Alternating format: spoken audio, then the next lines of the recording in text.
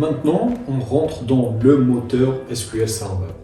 Donc dans cette partie, on va expliquer comment chiffrer les objets dans le moteur SQL Server. Donc d'abord, on va créer une table et dans la table, on va créer des colonnes donc comme un password, la colonne password et par la suite, on va voir ensemble en pratique comment on va chiffrer cette colonne.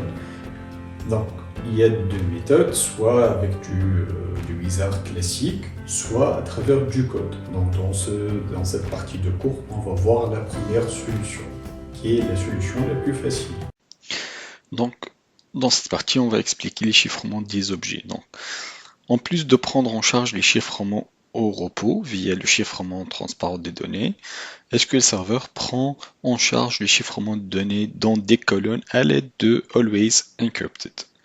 Donc, une fois les données sont chiffrées, l'application qui accède à la base de données doit disposer du certificat approprié pour pouvoir afficher les valeurs de texte brut des données. Donc, Always Encrypted permet le chiffrement des données dans l'application cliente. Ce chiffrement s'effectue automatiquement en fonction des paramètres de la base de données. Donc, qui indique à l'application les paramètres du chiffrement de la colonne de la base de données. Always Encrypted est basé sur un clé de chiffrement principal et une clé de chiffrement de colonne. Donc, le fait de disposer des deux clés permet de chiffrer chaque colonne à l'aide d'une clé de chiffrement différente pour une protection maximale des données. Always Encrypted possède plusieurs magasins de clés qui servent de stocker le certificat utilisé par le chiffrement. Donc, on va faire un petit démo pour vous montrer comment faire celui-là. Donc, je vais aller dans les tables. Donc, je vais créer une nouvelle table.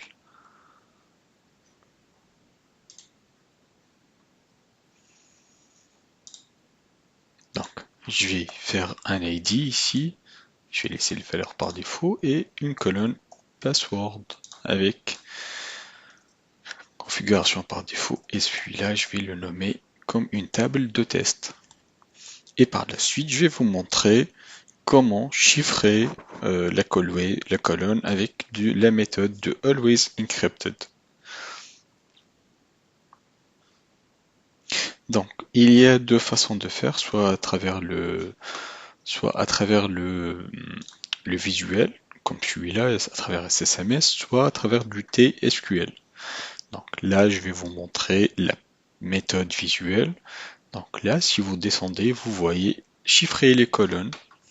Et là, euh, j'ai un wizard qui me permet de configurer la encryption always encrypt. Donc sélectionnez la colonne à chiffrer. Donc l'ID. Donc là, j'utilise le type de chiffrement. Donc soit déterministe, soit aléatoire. Donc je peux sélectionner aléatoire et là c'est le clé de chiffrement. Donc là je peux faire suivant. Donc soit j'utilise le magasin de certificats Windows, soit j'utilise l'Azure Key Vault. Donc le Key Vault qu'on a créé sur Azure, sur le portail Azure. Donc je peux le laisser par défaut. Donc je peux faire ça à travers un script PowerShell. Donc là, et je vais faire terminer.